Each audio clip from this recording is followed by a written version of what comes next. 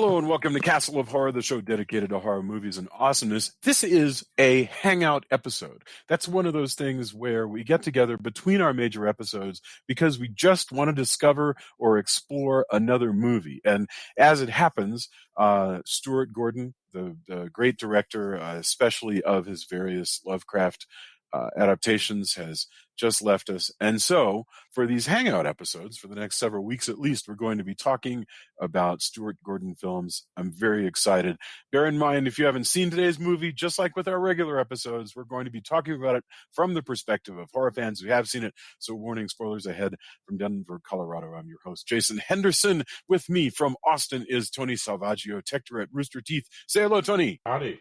Also in Austin, as always, our good friend and creator of the underground comic series Halloween Man, Mr. Drew Edwards. Say hello. Hello, and R.I.P. Stuart Gordon. And R.I.P. Stuart Gordon. Yeah, Absolutely. man, that was a bummer this week. Been a lot of stuff going on. He was great. And I have a bunch of friends who knew him through film or who were directors or people I've met at Fantastic Fest, and every single person talked about what a great mentor he was, what a gracious person he was, what he told them about film, and shared an anecdote. It was truly great to see so many friends or directors that I have respect for also pay their respects and talk about how he respected them. And I think that's pretty much the best legacy we can give. We can't take it with us. So having all those people have those memories was pretty amazing, actually. I agree. A lot of people I never met Stuart Gordon, of course, but there are a number of people who did meet him and had met him and said exactly the same thing, that he was just apparently a really kind guy. And it's funny watching his films, and I love this movie we're talking about today. I don't always love all of Stuart Gordon's stuff. His vision can be quite perverse. So it's kind of neat that this guy with this really perverse vision, who was apparently a really sweet guy to have lunch with and like with. most weirdos, he is probably pretty Yes. was pretty harmless and sweet, because it tends to be the case for some reason. Yeah. Well, evidently he also talked a lot about how horror. One of the good quotes, I'm paraphrasing, I'm sure, and I hope I don't get this too wrong, but said, horror prepares us for our death or something like that. And also Really? we talk about a lot where horror allows you to tell stories that otherwise maybe couldn't get told because it holds that kind of weird, funhouse mirror. So you're not dealing with those same things. And again, I'm paraphrasing all of that, but I saw a lot of people kind of talking about similar things, and I think you can see that in this film. So let's get into it. This movie came out in 2001. Tonight's film is Dagon, and this movie came out in 2001. And Tony, you and I saw this at the Alamo Drafthouse. Let me just say really quickly, we don't have to follow the ultra organized method that we normally do. Well, we probably won't be able to shake those habits too much, but we'll just go in a conversation. Yeah, we saw this at the Alamo, Colorado, original Alamo. Yeah, on Colorado Boulevard, right? Is that what they're called? Upstairs, classic original Alamo. It was like a premiere. It was either, I can't remember if it was premiere or premiere week. But I mean, it had to be quite early, because I wrote a review of it, and I just found it. I wrote a review for Cinescape, July 10th, 2002, it says. So that's funny. I wonder, that must have just been when it finally came to Austin for whatever reason. Like maybe it had a limited run beforehand, because we saw it as soon as it came out. It's so very briefly, I don't know how. I guess we should. You know what? I'm going to cut my stammering right here. But we should just, before we go into the details, we should just get our opening thoughts.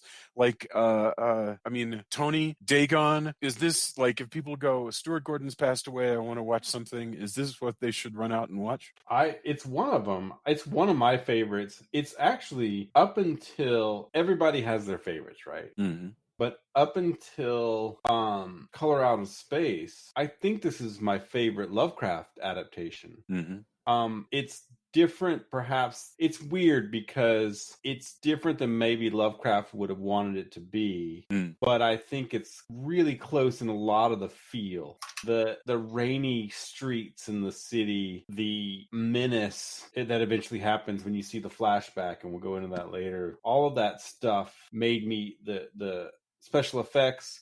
Although some of it looks a little dated now, I noticed on a smaller screen. And you do what you do with budget. I'm not as worried about that. I wish some of the CGE stuff could have been practical, but again, you do what you do, right? I thought it captured the feel, and I thought it was a pretty darn good adaptation. And even the ending captures the kind of, you're never going to win against the Elder Gods. Right. Like, they're just too ancient and too powerful, so it's kind of foolish. You can try a lot, and a lot of the people in Lovecraft stories do, but in the end, good luck, because it's probably not going to happen. And all of that, I think the production design is amazing though. But I really enjoy this movie.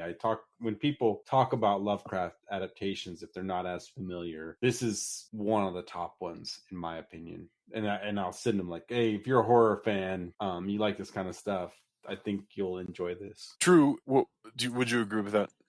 Well, for ranking it as a pure Lovecraft adaptation, I think I would rank it higher than some of Gordon's other movies because it does really nail the sort of Lovecraftian thing. As a Stuart Gordon movie, I think I would probably rank Reanimator or From Beyond is my personal favorite. I would rank both of those a little higher, just as movies, but as like something that's like trying to do Lovecraft. This does Lovecraft really, really well in terms of like the stuff that like Lovecraft found creepy, like the slithering, how fish are on land, so to speak. And as Tony pointed out, the CGI effects are abysmal in this. Like they're not very good, and I don't recall the first time because this is only the second time I've seen this one. I don't recall the first time watching it whether or not I thought at the time the CG effects were better, but if they were better for back in the day, they certainly haven't aged well. So I could see how that might take younger people a little out of the audience, but the practical effects, like the makeup effects, are really cool. And like even the ones that don't look quite realistic are still like bizarre enough that they're just fun to look at. So there's just like a lot of like visual I don't know, like if you're into monster makeup, like there's a lot, if that's your jam, there's a lot to look at in this movie. Like there was, when I was watching this with my wife about an hour or so back, every time like a new fish creature came on, I kept going, whoa, because I'm already kind of unnerved by fish, so this movie really tapped into that. So I share that with Lovecraft. So that's why part of why he wrote it was he was so disgusted with that stuff creeped him out. So he was working through his own. I mean, he had a lot to work on. He had a lot of racism and misogyny and all kinds of things that he needed to work out. But I think he got the most work out of his hate of the sea. Yeah. The other thing that I think I found very striking, particularly with like what's going on in the world right now, is that you have this one guy who's like constantly fleeing contact with other living beings. So that kind of added like an extra layer. And we talk about like horror being kind of cathartic. I think that helped kind of work through some of my feelings about like what's going on in the news and out in the world right now. So like they're even though this isn't kind of like it's not a zombie movie really at all, it does kind of have that sort of I'm the last man kind of vibe to it. I don't know. This is a really effective little horror movie. Like once it ratchets up, it's very, very effective. I mean, let me just say my feelings about this film. Stuart Gordon, I always had perfectly middling feelings about Stuart Gordon's work. I was not a huge Reanimator fan. I know it's a horrible thing to say, but I love this movie. I called this movie when it came out one of my favorite horror films and I had just seen it, and I still feel that way. I love this movie. I love the sets. I love the pacing. I love the story. I love the gloppy obsession with just what skin looks like when it's pale and just like clammy. This sort of, I guess, Lovecraftian just obsession with how gross it is when things are clammy is amazing. It is. I love the texture of this movie, and I think as we've done all these things, Tony, we were talking about how I love movies that look like they're masterpiece theater, but with a serial killer or whatever. I like textures. This is another movie where I can just bask in this thing. I mean, so I really dig it. We can get into the details, but he goes for so many different textures. So you have a boat, which has that kind of classic, we're all on a boat. We're on a boat. We're a bunch of rich douchebags on a boat. Yes. Yeah, and with a lot of money. That goes into all of the blood and water and oil and ink or whatever, you want, whatever that is that's in the water from the monsters to the town. Then it transitions from the sea to the town. Oh man, there's so much there, and then how worn everything is. But you'll see if you go to any, older town in Europe. Again, it is so perfect. I wonder, is this a fake town? This was filmed in Galicia and Barcelona, but what I really want to know is the town we are looking at a real town? And I don't know the answer to that question. I would think that at least the street stuff is real, but maybe the interior things are sets. I don't know. Like I've been to Spain, and like this is kind of how Spain looks, so we kept joking the entire time we were in Spain that it sort of looked like we had ended up in like a Euro Hammer, one of the Euro Hammer knockoffs. Yes. Because it does look like you're in like a lot of the towns in Spain kind of look like more like they should be in what your mind's eye of Transylvania would be like. So I don't think that my gut is to say that this is probably a real town. Yeah.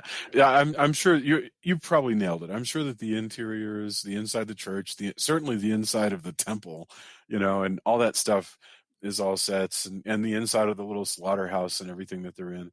But yeah, you're right. The little cobblestone streets, all that stuff. It's so perfect though. I mean, it's the kind of thing where I, as a person who is kind of perpetually young in my mind, I watch them get to this shore and get to this town, and there's all the streets moving up and down, and the, as I mentioned, the cobblestones and everything. And I just go, I want to go there and be in that place. I don't want to be on the run because I'm the only human surrounded by a bunch of fish people, but I do want to go to this little Sweet Haven style fishing village. It looks awesome.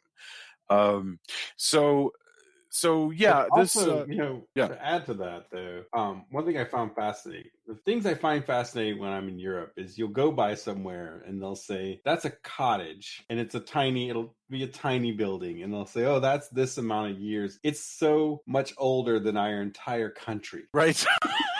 Like this cottage, this stone thing that maybe people live in, maybe it's dilapidated, is older than our country. Yeah. So setting it in Spain, not making it Innsmouth and not setting on the East Coast and instead making it in Boca, which also gives you a gravity that you might not have had if you had tried to do a period piece on the East Coast. It's a really excellent point.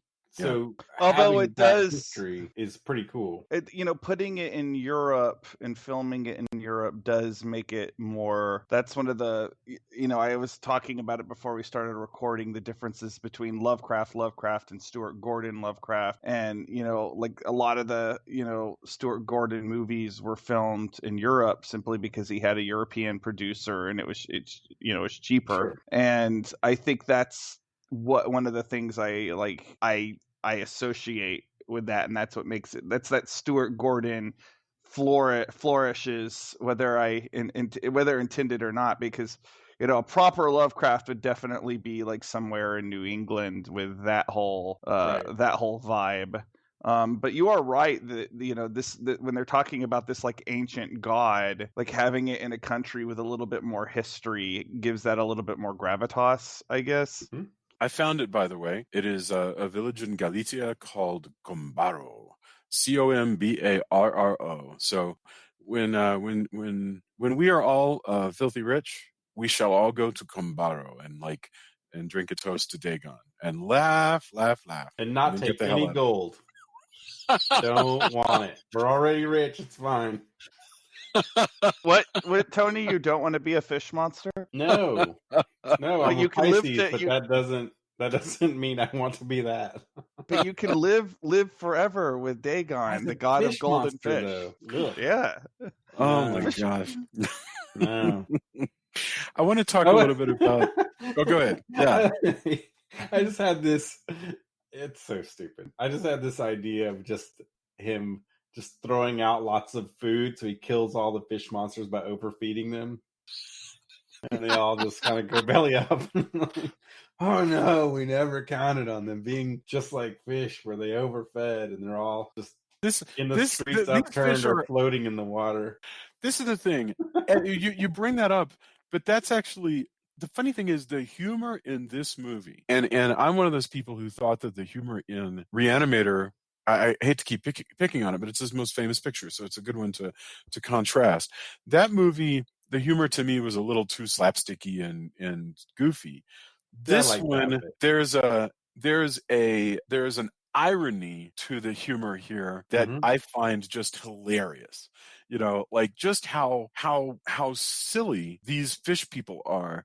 And I don't mean silly like they're a cartoon, but I mean silly like we're jumping around, and I don't mind. The fish people wear like human costumes and try to pretend to be humans, but they're bad at it. They're bad at it. Yeah, and it's great. That is like so great. Yes, like the priest is probably the best one of the bunch. And even he looks like Peter Lorre, only he never blinks. Yeah. And then that guy in the hotel. The hotel clerk. Tell us about the hotel. Oh man! But Ezra Gordon goes to the hotel. They cast those people so well though, because they're just human enough and just like creepy enough. Yeah. Because Ezra Gordon, who's the star of this film, who plays Paul, they've told him, the fish people who are disguised as normal humans have gone, hey, your girlfriend looking for medical help has gone about 30 miles away. So, but she checked in at the hotel, so why don't you go to the hotel? And he's like, fine. And so he goes, and when he gets to the counter, the guy behind the counter just stares at him very much like a fish would. And again, clammy, white skin, bald head. And he keeps asking, like, do you, can I use your phone? and the guy just stares back at him. And there's this long take. It's just literally a take that Ezra Gordon does, where he just blinks several times at the absurdity of the conversation that he's in. We did. So I know we kind of unstructured, but so what's led up to this is he's a software, engineer, evidently. Right. He's just sold IP or something akin to that. And they're all there to vacation and celebrate. His, extremely attractive girlfriend, is trying to get him not to think about his software. Although I think I get her point, because he is kind of being a dick, but throwing his computer off when he's like, I don't have that backed up, as a tech person. I agree. That was crazy. Yeah. But he should have been a little more upset about that. Right. Well, but I get it. I get where she's coming from. Because Dagon's going to get it back to him. Yeah. Oh, yeah, that's true. It all works out. Also, he won't have to care by the end. But they run aground. All of a sudden, and for all the CG stuff, like there's all those great storm compositing effects where a storm just blows in, and the people below deck, a woman is trapped as they run aground on a rock that's jutting out. But before this, Paul has had all these dreams of, he doesn't tell his girlfriend, hey, I had a dream about a hot mermaid octopus woman who was going to eat me with her gigantic teeth. He's like, oh no, that's something weird, and he's feeling strange for some reason. We get into that later, but things are not out of sorts. So they have to go. Storm rolls in, and they have to go to the town. They take a raft, leaving the other couple trapped in the boat, which is slowly sinking because hit a rock. But yeah, that whole thing where he's trying to find his way around, and just, well, I guess I'll just hang out in this hotel, and it's of course run down. But his character reminded me, I'd forgotten this, but I don't think it's a rip or anything like that, but he has a very he has some Raimi sensibilities about him and how he deals with just insanity. Yes. So he kind of, as he gets into this broken down hotel, he kind of feels like when they first come into the cabin and Evil Dead, and kind of how he handles everything is really interesting. And there's a little bit of Giallo moment too with when they do the eventual, he takes the lock off of one door. Stuart Gordon's so great about those little. There are a lot. I really love the physical bits in this thing because especially what was great about Ash, especially in Evil Dead 2, is Ash. Ash is really trying real hard, and you actually feel very sorry for Ash at various times. He could play both the silliness and the irony of the situation. Irony meaning like, this is not the way it's supposed to be, and I'm going to keep being a normal guy because I'm not going to just run around screaming. I'm going to keep just being my intelligent self and trying. And so the stuff that he tries as he tries to stay alive is hilarious. And what, like for an example, there's a point where they go through an elaborate thing to try to steal, so that he can steal the one single car in this whole village.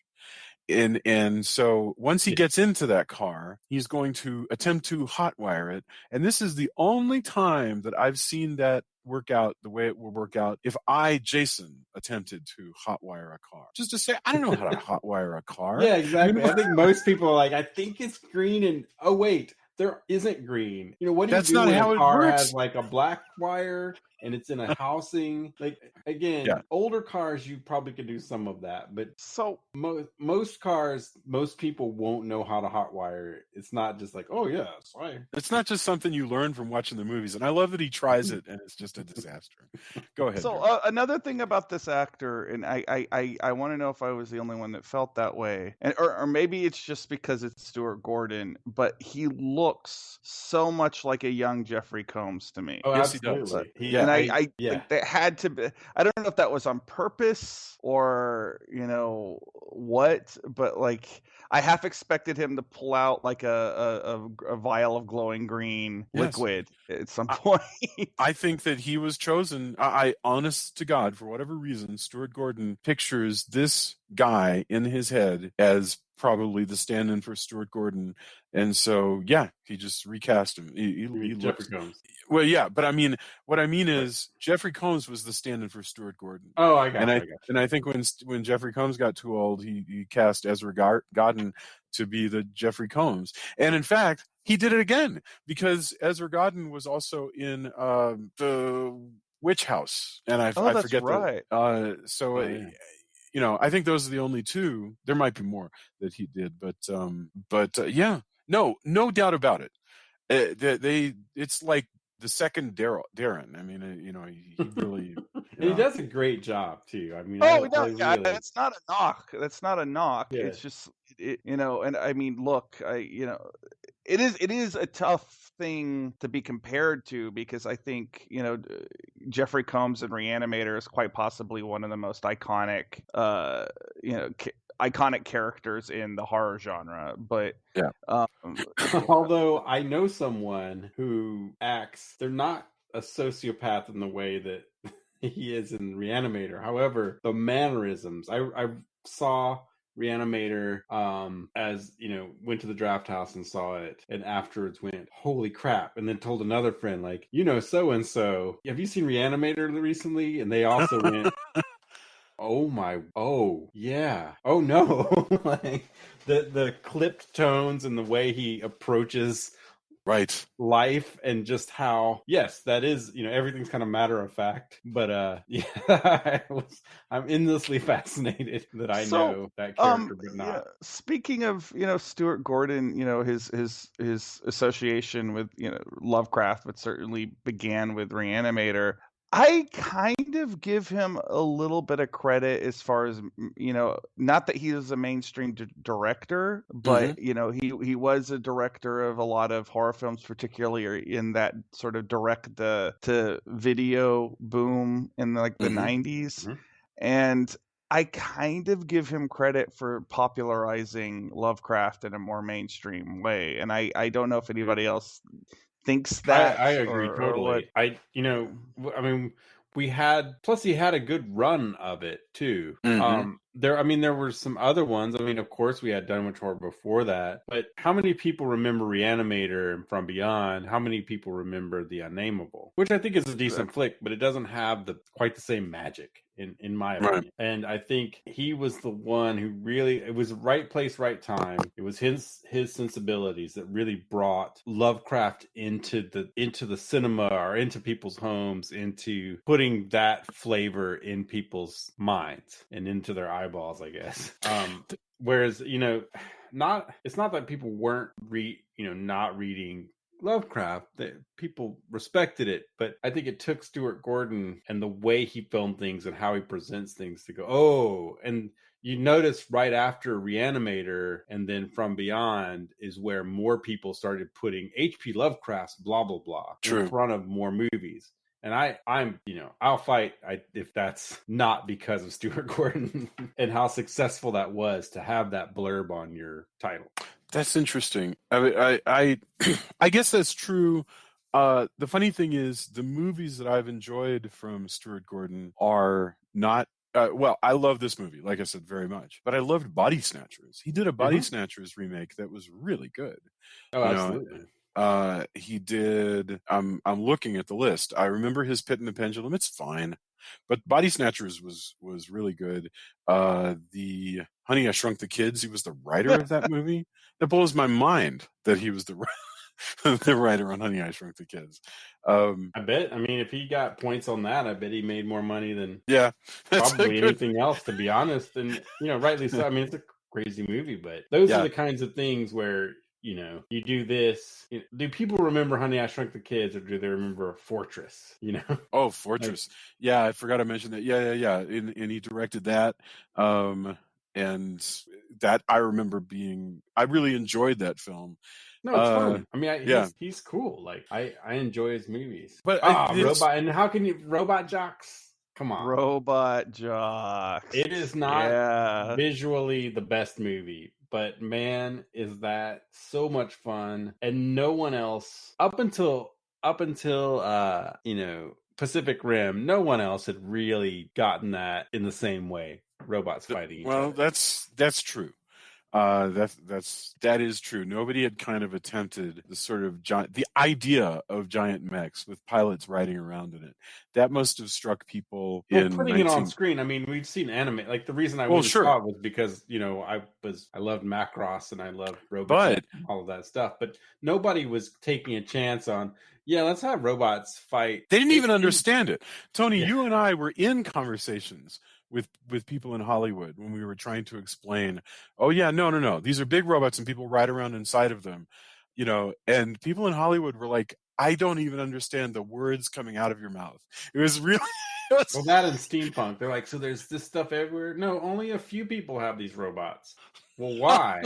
Well, they're new. Nobody has them yet. Some people have them. Like, oh, geez, just sure. What do you want? That. So. It is really funny when you're trying to explain what is basically a very new concept, unless they're like anime fans. So that's why I'll always appreciate how Marvel Comics eventually is just going for it. We got big rock guys, doesn't matter. Raccoons, it's fine. But to get back to the vision of Dagon, like I said, I feel like all of his talents come together really well in this movie because of how controlled it is. I want to talk about Macarena Gomez. So she plays Ushia, who is like the sexiest monster I have ever seen. I mean, she is so great. I'm trying to think of anybody who's as memorable as this, and the only ones that come to mind are Alice Krieg as the Borg Queen, and the woman from Delphine Seyrig from Daughters of Darkness. And somebody no love for the Bride of Frankenstein, huh? Well, okay, fine, but I mean, my point is, I don't know. I mean, there's like the woman in Lair of the White Worm, but her. But you can stare at her otherworldly looking, and then they add the makeup to it and just really transform her into when he comes into her bedroom. So there's a point where he's trying to eyes. I think the thing is with her is her eyes. Like, she's got fish eyes. They're huge eyes, and a very, very wide, like solid square jaw. So she just seems like. She does seem like a princess, like a strange otherworldly princess. When he comes into her room, she's in bed. He's just hiding out. He's avoiding getting caught. And he goes into her room. He instantly recognizes her, and vice versa, from these dreams that he's having. And she is instantly seductive. And even though the movie has this pace where he's been running, you go with it. He suddenly is compelled to slow down and start kissing this woman. And I believe it entirely, because she is Macarena Gomez. It is also, she is, yeah. Also, she plays it with such glee. Yeah. Like, she doesn't, everything's like, hey, look, we're fish people. Why wouldn't you embrace that? Like, be proud of your heritage there, buddy. Like, and the way, and since she's a princess, she can turn that glee and that kind of wide-eyed, because when you first meet her, she's kind of seems naive or innocent or something, She seems like the traditional, like more a Disney princess. Yeah. And then by the time things go on, she's like, you can't love this woman. You have to love me, even though you find out it's sort of incest by the end of it. And also, and just vindictive and twisted, because nothing can be as important as her ideals and her plans. What she wants. So, So the other thing about this, so there's I was talking about this before we started recording. There's Lovecraft, and Lovecraft was a misogynist, and he was a prude. So, like, there wasn't a whole lot of sexy stuff or sex or anything in this. And then there's Stuart Gordon Lovecraft, which will have something like this character, or there's always kind of like a weird S&M undercurrent to it. Like there's a perviness to Stuart Gordon Lovecraft that is completely absent to Lovecraft. What was it that you said before we started recording that Lovecraft would have been like girls? How could you have this perversion that invades my stories? How could you have possibly? Okay, so tell me something. The same way that he would have reviled about the fish, like everything's so slimy, and then you've added sex. Yes, right, and sex, like the sea, can be gross to people who are like that, because again, you're dealing with like gloppiness and fluids and all this stuff that can be gross to you. Which there's a lot of in this movie. Yeah, if you're grossed out by the body, you're going to be grossed out by the sea and by sex. And so, remind me of this, because I haven't read Shadow over Innsmouth, and if I had, it's been 20 years. Is there any reference to like inbreeding or crossbreeding or all that stuff, where there is, of course, because he's descended from Dagon, we come to recognize, or he's descended from the old ones. So you're saying he'll make reference to it, but he's not going to try to titillate the reader. There's not going to be a thing where the hero starts making out with a girl only for her to reveal that she's got tentacles instead of legs. That is that while that is a beautiful horror moment, like great body horror, great freak out, that would never happen in Lovecraft, because it's too kinky, it's too weird. This has, that has more in common with some of the crazy shit the Japanese has done with Lovecraft than Lovecraft itself. Like, it's just such a weird hentai-esque thing, and again, would never actually happen. And look, that's fine. If you're a purist, I'm not knocking that. I'm just saying that's a peculiarity about the way Stuart Gordon yeah. adapts these is that he injects sex into it. And, your mileage may vary on that. And, some of his movies, there's even a few that I think are a bit much. But, this one was just enough. Like I dig on the weirdness that is in this movie, because it's like you keep talking about the sort of gloppiness and like the fixation with pale, wet skin and that whole thing. Like the weird sex stuff that's in this sort of elevates that stuff a little further and makes like the body horror stuff that starts happening more and more towards the end of it, work a lot better.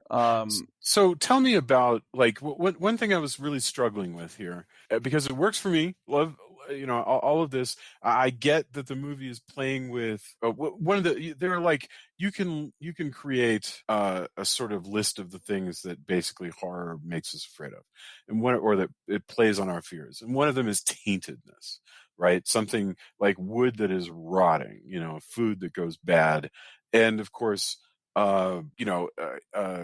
mixing bestiality and incest and stuff like that. Those sort of trigger these feelings of uncleanliness, and this movie is like full of all of that.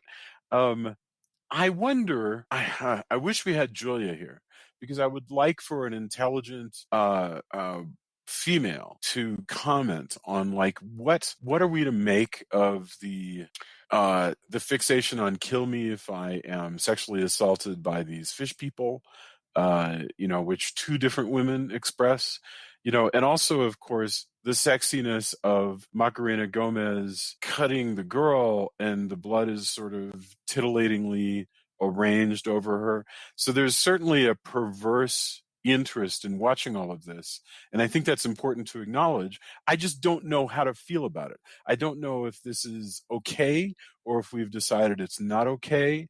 Like, where are we now on this on on that? My response is usually, where are you at on right? Because I'm certainly not going to tell somebody, like, if they tell me I'm offended by that, I'm not going to. That's their thing. Hopefully we have enough respect between each other that I can go, well, I didn't feel as much that way. I understand how you feel. Yeah. I mean, it's a lot of horror, especially in this era, had a similar flavor, some way worse, and some I actually feel like this by comparison, like we talked about discussing Castle Freak, which is another Stuart Gordon Lovecraft mashup, and I feel like that movie is a lot more hard to watch than this one. This one is like just enough to where like the threat is there, but they always stop short of actually like showing you too much, I think. Although I will say that the skinning of the older, of Ezekiel, that's pretty grisly. I had forgotten how graphic that was. That was definitely of the kind of Clive Barker style of horror. Okay, hold that thought, because I want to talk about that one, but let's close this one out real quick. Because I just want to note actually that the work can be a lot more complicated than I just made it sound, because something can the artist Gordon can go, hey, I'm going to show you something, and it's going to be titillating, and it's also going to be horrifying, and you're also going to be guilty for finding it titillating, and that's the point of the art.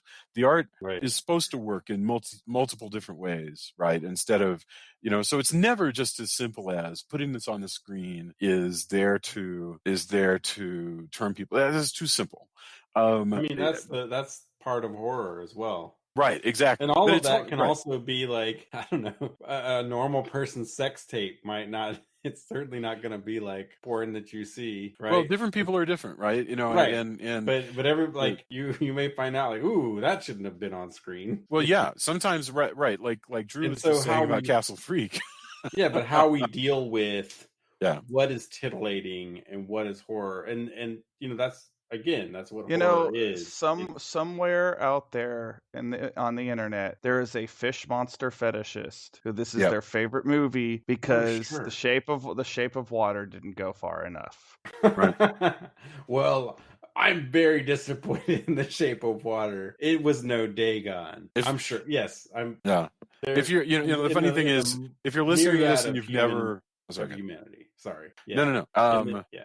If you're listening to this, and what? I really have to know what the complete thought of that was going to be. And you haven't actually seen this movie, it doesn't. And what you do really want to see is some fish-human race mixing. Not a lot makes it on screen. He does make out with a fish girl. That's about it. Oddly, it kind of ends the same way as The Shape of Water. Yes. Yes, that's true. And a perversely, I hadn't thought about that. It's not as sweet by any stretch. No, not at all. Yes. But okay, so let's go to the killing of the old man, because I don't remember this at all from the screen when we watched it in the theater. Don't remember it, Tony. I just literally either I blocked it out or the version that we've seen on it had it, because I remembered it again, and I remembered each time, but somehow, because of how graphic it is, I guess I'm like, oh, that was oof. It's an accomplishment. I mean, it is. Well, really... it's not just the effects; it's the performance, because like him and the hero start reciting the Lord's Prayer while they're skinning his face, and it's because these fish monsters skin normal humans so they can pretend to be normal people badly. Badly, right?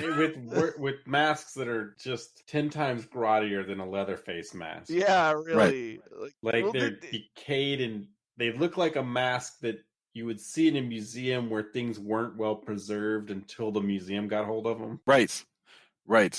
And a lot of it is because these are all props, of course. But the reason why is that if you were to walk around in Imboca, this town, I guarantee you, if you were holding, it's just like I feel this way about Houston, Texas too, by the way. If you pick up a Stephen King paperback and lay it on your bed and walk away, come back 20 minutes later, it will be soggy. There is so much water in the air of this town that you just feel just how, so sure, you wear a poorly leatherized stripped human face over your face, it's going to fall apart, pretty quickly. And the skinning scene itself, though, the Texas Chainsaw comparison is apt, because about the only thing that I can think of that's just about as hard. There's a similar thing in Texas Chainsaw Massacre 2 that to me is almost as hard to watch. Like, I don't think I've seen it. I don't even think I've ever seen Chainsaw Massacre 2. That's interesting. Well, assuming the world doesn't end, we'll review it sometime. Sure. Yeah. Okay. I think we would be remiss if we also didn't mention the really great flashback origin story of all of this. It's just so cool and heartbreaking. Go ahead, Tony. Walk us through it. This is the story of Ezekiel. He meets Ezekiel, who gets by because he's a drunk and a crazy person, and the fish people just go, oh, the drunk crazy guy. Yeah, I remember when he was a kid, we put up with him. He's like the town beggar hermit, token human, and he's just harmless enough, and he's not going anywhere, so they're not afraid that he's gonna spread any of their secrets. So when he was a kid, they were, it's a fishing village. No fish were coming up. They pray, and this guy comes in, this, fisherman, full on, Satan guy looking, the Capitan, Van Dyke kind of beard mustache thing, and says, hey, you're worshiping the wrong guy here. You should worship who I think, and takes advantage of the people. Yes. Gold filters in, washes in from the sea, and the people, fish wash in, and soon he basically has coerced them into, going, like, look, you get all this stuff if you just worship this god. Dagon, yes. Breaks all of the traditional Christian ornaments and replaces them with otherworldly, horrifying looking things, and then slowly anyone who's resistant, which Ezekiel's parents were, gets eliminated. And since he's useful as a child, I'm sure they planned to much more indoctrinate him, and that didn't turn out quite right. But just the heartbreaking nature. His father's trying to do the right thing and not accept weird gold talismans and fetishy looking things, while the town around him is slowly seduced by the need to live, but then this corruption of Yes. their religion. That's well said. The corruption. And you kind of see how that happens. Again, when we look at things now and we go, "Oh, how did this happen in the past?" and you go, "Oh, wait, we're living certain things. Mm-hmm. Like we have decided to repeat history in certain aspects. How did that happen? Oh, I see." And some people get it and other people don't. So when you see that in this movie and you see that mini thing where you've supplanted their god who didn't seem to be getting them anything with both the means to survive, which they need for fish, but also to thrive, you'll get gold. Look at how much these riches you'll get. And it's not until it's too late and they're all going to become fish people.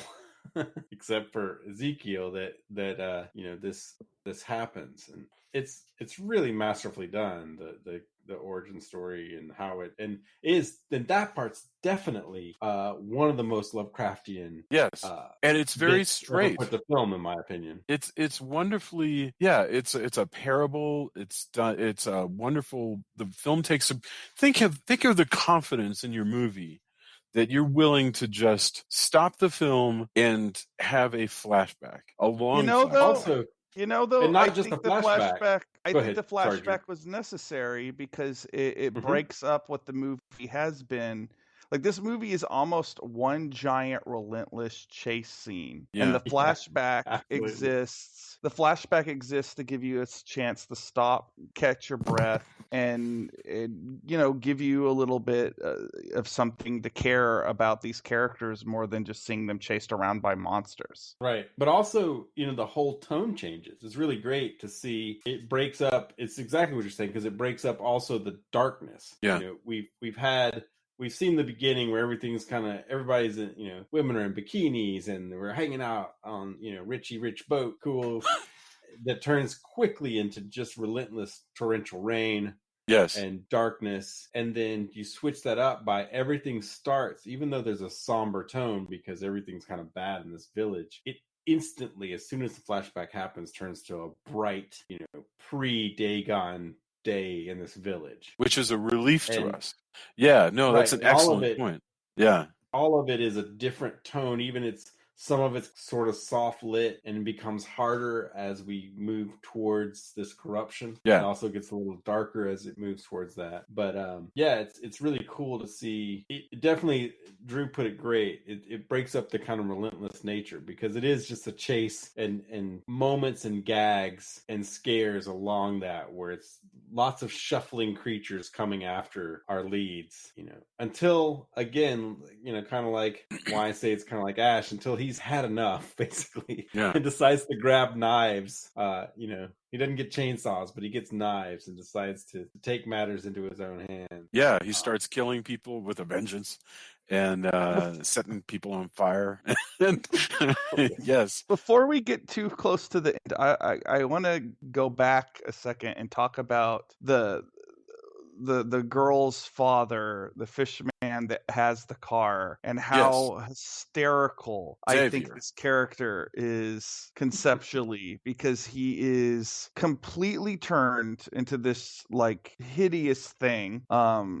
And he's walking around with like a human mask on, but he's like so obsessed with the wealth that he has amassed as a human that he still has like a chauffeur and a nice car and a big mansion and everything. And Ezekiel even says, like, yes, he could go and live in the sea with Dagon, but he chooses to stay here and live like a man. And I don't know. I mean, it's pure. I'm a rich person. And in these towns, especially, there are the rich guys who take care of things. Yeah. And you'll see it again and again. It's a thing that's in Europe.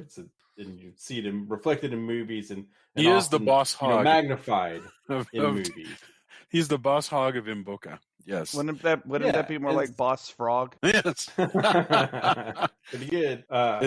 But yeah, he can't let it go because he's always been, we get the idea he's been an important person. His family is probably there, the Don of the town, and he just, despite his turned nature, he still clings to that, because while he's not exactly he's clinging to humanity in a way that he can't let go of the wealth and the power part. I have a question about him. Yes. This is Xavier that you're talking about. And they've said he's really, in the past, that's how we get to where we are, was because he was, an attractive, wealthy guy who had influence and could influence women to come to the town. Yeah, so that was my question. How did he disguise himself as an attractive man? Well, he used to look like a human being. Like you don't pop out of the womb a fish monster, as we see with, he comes across the one little boy who looks basically human, and then it's revealed that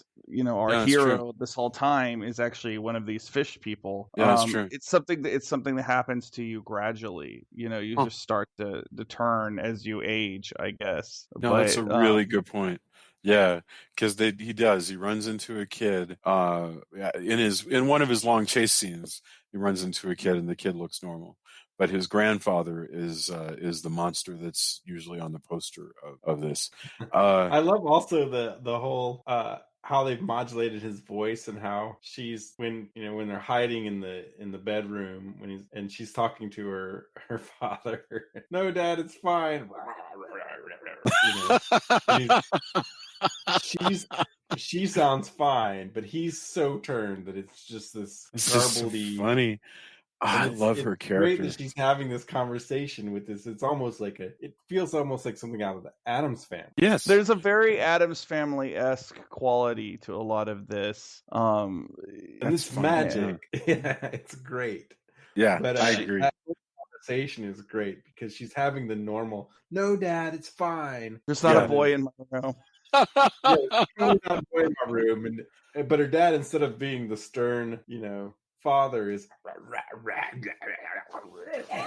and it's those bits that really sell the humor in the horror. Yeah. The comedy that also, I was talking about, like the sort of kinkiness of Stuart Gordon, but we brought up Reanimator several times, and we brought up how this movie is kind of funny. The humor of Stuart Gordon is definitely not another thing that Lovecraft didn't really delve into. No, he was straight-faced and probably would be again appalled that why don't you take this so seriously? Yeah, it's a really good point.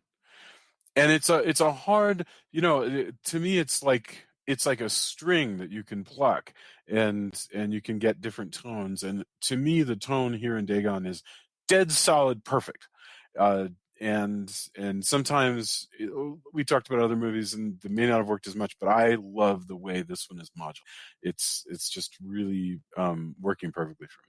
There's another thing that I wanted to throw out there, and that's there's a point where Paul is fighting off. He's wrestling with one of the fishmen, and he doesn't have any weapons, and so he whacks him over and over again with his little Nokia cell phone, which I just thought was brilliant. I need a bigger cell phone. I need a bigger phone. And again, it's pathetic in the way that real people would be, because you can't hotwire a car, and the only thing he has to whack a person with is his cell phone. Brilliant. Right. That's it exactly, goes back to you can, when it really hits the fan, I know some people who could survive okay, but being a software engineer, even if you're well read, or understand a lot of things, like the guy in Walking Dead who's constantly throwing out some knowledge, whether he knows it or not. He's pretty unreliable about it. But, that's really how it works. And I have no I think I am smart enough in some things, but I have no compunction. I mean, dude, we've said it before, and you even tweeted it out. If you're not Lord Humongous when it hits the fan, you're probably going to be tied to the front of the car or on the back of the bike. I mean, I'm personally positioning towards Doof Warrior because I can play bass, and I mean, if you're gonna have a job, it might as well be guy with fire guitar. Yeah. At least that when I saw that movie, I was like, oh well, maybe that's what I aspire to, because you're well taken care of by Morton Joe, and I don't think I'm going to make it, man. And, I mean, the best I could wind up being is but... Brain in Escape from New York. And let's be honest, there's going to be a lot of people vying for that job. I don't think really I have, right. It's you got to be cunning and ruthless. Y'all got this all wrong. Things go even further south. I'm going full Leatherface. I'm gonna get in touch with those get in touch with those roots. Yeah. So, yeah. You'll slowly progress towards I don't know if I'm gonna eat the chili Drew cooked. Maybe. I guess you have to survive. If you that is spoken like somebody that has not had my chili. I make a lot of things really good, but my chili worth being accessory after the fact. I'm just saying. See, I believe you. I completely believe you. My chili is. I had some of my chili tonight. Okay, I made chili for a few days ago in the crock pot. We were having possibly, because I was able to get the last bag of Fritos at the H-E-B. Oh damn, that was good. All right. Your chili brings the cowboys to the yard. Is that what you're saying? Yes. Yes. I was thinking about Chainsaw. That's another excellent example. Think about all the chicken bones and all the stuff in the yard and on the porch in Chainsaw. Just how hard they had to work to create the stuffy, gross, ultra hot just texture and feel of that farmhouse. And this movie really does use the look of Spain the same way Chainsaw does use the look of Texas. It's like they take stuff that's there and they elevate it to where it becomes sort of mythic. And that's something that I really I appreciate that about Texas Chainsaw, and I appreciate it about this. It's so you're not wrong, like Jason, because my first reaction to seeing this is basically the same thing. If this village wasn't overrun with fish mutants, I would totally want a vacation there. Yeah, exactly, and that's why you should go to the real place. The actual town is Combaro, Combarro. It looks exactly like this, except for that without all the constant torrential rain and the fish people. So yes, I mean you can't prove it doesn't have the fish people. That's true. But somebody did take a picture of a pretty little kitty just staring at the photographer. So unless the fish people keep cats around, which who knows? But it seems unlikely. The cat is actually going to eventually mutate into a terrifying sea cat. Yep. Little did we know. Yeah.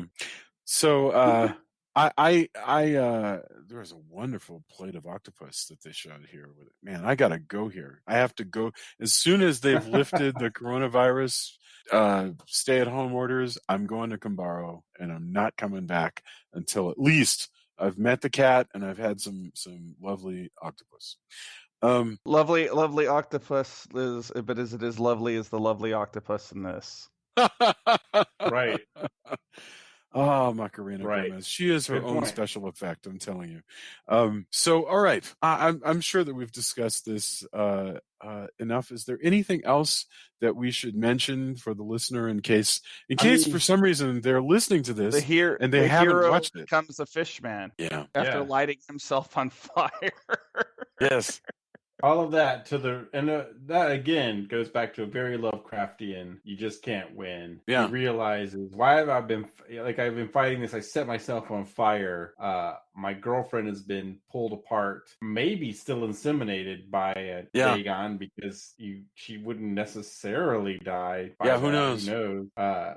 And he goes, well, why fight it? I guess I'm gonna go hang out with my half sister in a weird relationship in the hole in the I guess that leads to Cthulhu's Dagon's kind of sunken city. Yeah. And the art direction and the construction of this inlet to this tunnel, and how it's an eye that mirrors when he sees the symbol for that, and then it goes Oh, yes. down, and all of the statues and carvings, the art direction is just so fantastic in that. And that's a lot of work to put into that for, it only gets used in a few scenes, but it conveys, again, it is one of the most Lovecraftian things in his description. It fits the description so well on the things a strange, otherworldly creature. Because at that point, when it's that deep, the things that may be at the bottom of the sea are as alien as anything out in outer space. Oh, yes. In fact, somebody said the other day to me that I was she was researching the ocean, and she said, we know more about the surface of the moon than the bottom of the ocean. And I was like, wow, that's an amazing thought. That's sort of remarkable. And I love this notion that you could have that's why the whole Lovecraftian idea is so intriguing, that there are these, ancient gods that are hidden deep and can communicate with us. There's things that live on volcanic tubes that can, it's like, not only is it super hot, but it's also, acidic. Yes. Like, hey, we're fine with hot sulfur acid. We like to live here. Like, how dim, that's almost a demon. Yes. Come on. There are these strange worms that live on the black smokers that it's astonishing. I did a little research into them in one of the Nemo books, actually, because the monsters were based on those little demons.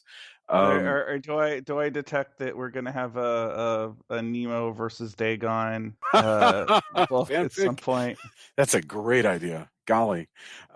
So yeah. All right. So we should wrap up.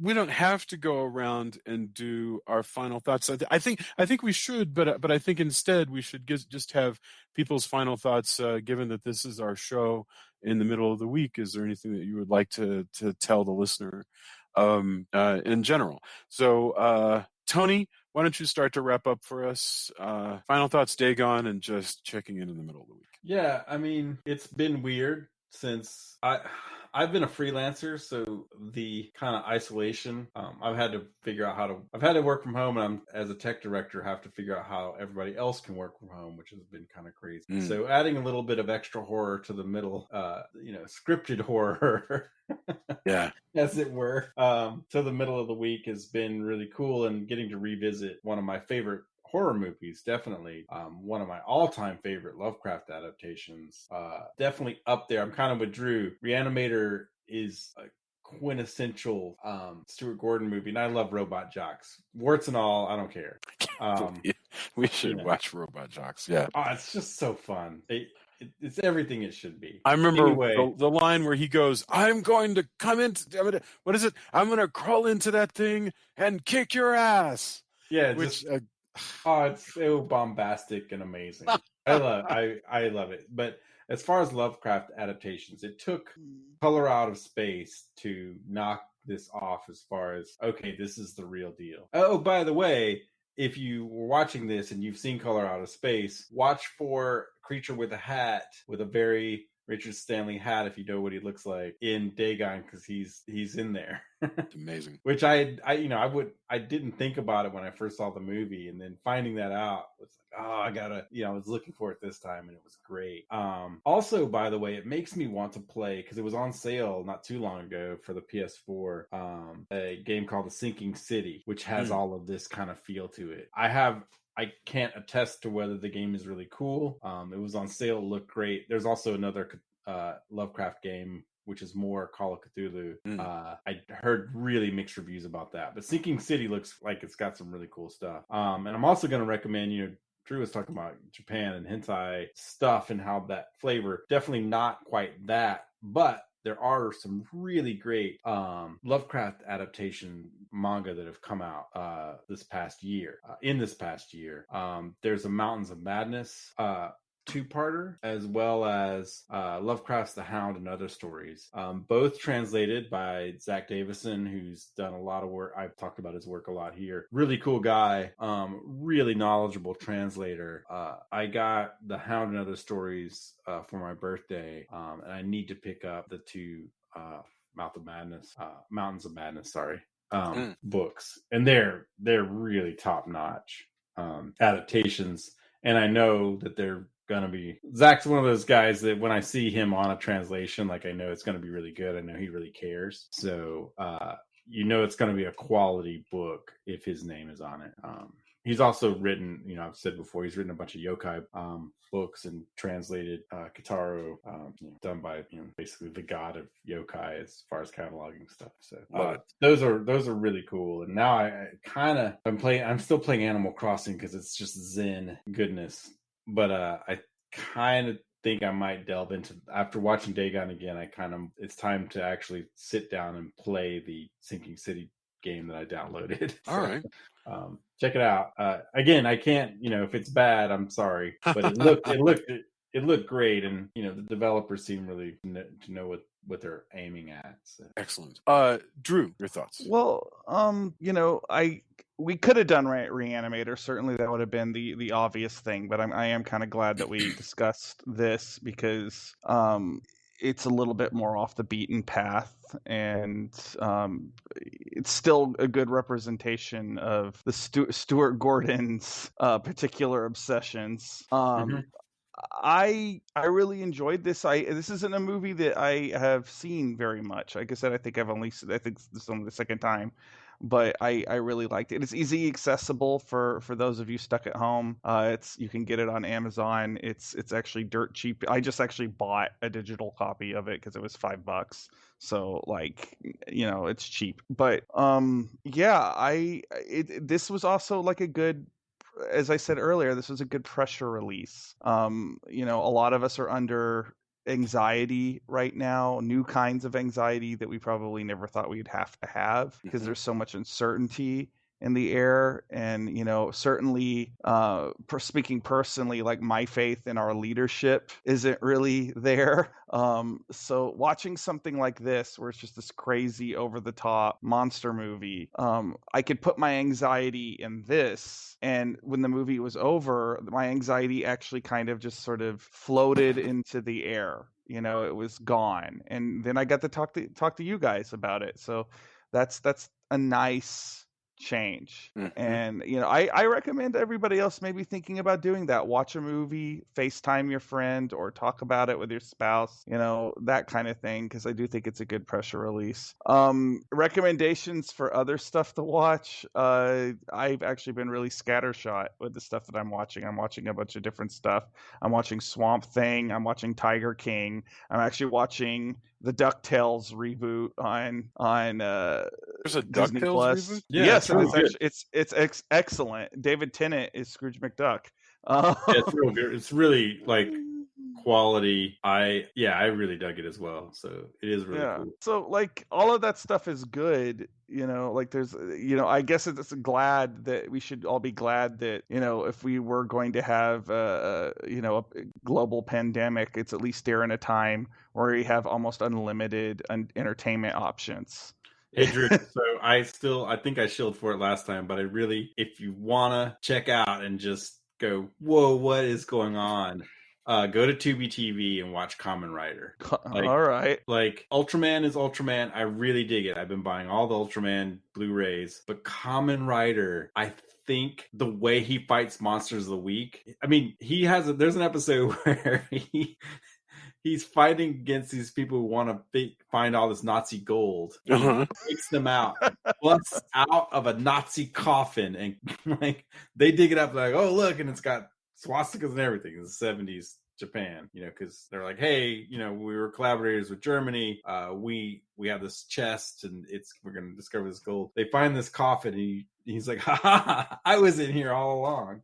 And he drives a crazy motorcycle. He fights bee women and scorpion men, and just. I have a Kamen Rider action figure. I don't even know why. Man, how you have? They did it. Didn't they do an American version of that in the 90s? Oh man, I swear to you, and I could be wrong, but I remember seeing part of it, Masked Rider, and then talking to my brother, and the motorcycle had a voice, if I remember, and it said hey jerky or something, made something really now dated reference, and I can't be positive because I turned to my brother and I go, did that just say what I think it said? And he's like, I think so. So I don't know. There's a purist out there like, oh, actually, it doesn't say that. But uncut, subtitled Kamen Riders on Tubi TV and Pluto TV. It's Shout Factory has made it available like the rest of their Sentai stuff, like all the Ranger shows. But I was impressed at the sheer insanity. I had seen a bunch of episodes, but I had forgotten how crazy it is and just kinetic, and the camera angles have their own. It's a totally different thing than Ultraman. Let's put it that way. So, and it has people. I'll have to check it out. And so that when I think about it, when you're talking, and I didn't want to extend my allotted time, but when you're talking about things, and I know your sensibilities, your mileage may vary. You may go, Tony, I don't know what the hell you're talking about. That was ridiculous. Because I am fairly ridiculous. But the way it's presented and how it all pans out, man. Yeah, I can't remember. Did you like a Super Inframan? I never got, oddly enough, like despite the fact that I'm a Godzilla fan, I never got into like the Sentai stuff the way a lot of people have. Like, no, I'm only tangentially familiar with a lot of that stuff. So also then I totally Super Inframan was basically Shaw Brothers' take on Ultraman. But evidently some of the choreography they got Kamen Rider people to do. And now I can see, like watching it, I could see it. But knowing your sensibilities and knowing what we talk about, the monsters of the week and just how crazy it is, it's been just such a great pressure release for watch a few episodes and just marvel at the insanity. It's so enjoyable. And I know it's a show for kids, and I know I'm probably way... Dude, I ain't judging on that. I spent a good portion of my Saturday watching old episodes of Darkwing Duck. So sure. Awesome. like kid shows, that doesn't mean anything to me. Like as long as something passes the time for me, right. Like I don't care what the age group it's into it. Entertainment is entertainment. Yeah, but it's Shinomori who did this, did Cyborg 009, lots of stuff that was part of. He did Skullman. He had a hand in a lot of things that I really dig. And I found out also that there was a live action Skullman that Hikater, all this stuff that's different than Sentai stuff, isn't a team. But yeah, I just, again, I don't want to belabor it too much, but I really think that the monsters and the kinetic, insane action are something that you might want to check out if you're just like, I've had enough of this day to day. I'm going to go watch this motorcycle riding grasshopper guy just punch the crap out of monsters. And the evil empire is called Shocker, so it's great. Love it. I can't really add anything to that. I have nothing to endorse because it's weird ever since. So instead, I'll just say something about this strange series of events. So ever since we've had to stay indoors, for one thing, I've been working from home like everybody else, but I've been doing like a million interviews because all the writers and directors who have movies coming out are like, suddenly their press junkets are being canceled. So we're doing a lot more interviews and that's a strange thing. I mean, in fact, I can't really do as many as we've been doing. But the one thing I was going to say this afternoon is, we start to get into these new routines, and I was doing pull-ups assisted because there's no way I can lift my body with my arms, but I was doing pull-ups, and then it occurred to me, because I had my feet up on like some stool so it was assisted, it was much lighter, and I was like, this would be dumb. Because if I like fell and whacked my back on like the back of a chair or some stupid thing like that, this is not a good time to go to the emergency. So that is my only advice, is just be extra careful, because the one thing you don't want to do is like cut off a thumb and need to go somewhere so somebody has to like sew it back on, or be doing pull-ups and your pull-up bar breaks and you whack your back and hurt yourself. It's if you're staying inside, try to stay inside safely. Leave the risk to the amount of Drew's chili that you're going to eat, and that'll do it. So that's my one lesson. I'm so excited to have gotten the chance to talk about this movie. Thank you guys. It's really meant a lot to be able to touch base with you in the middle of the week. And I'll see you again on Sunday. Awesome. Yeah, Creep Show Thanks, 2, guys. baby. Oh, Creep yeah. Show 2. Oh my gosh, yes. We're gonna have so much fun talking about that. All right. Adios. Bye. Good night. Night. Night.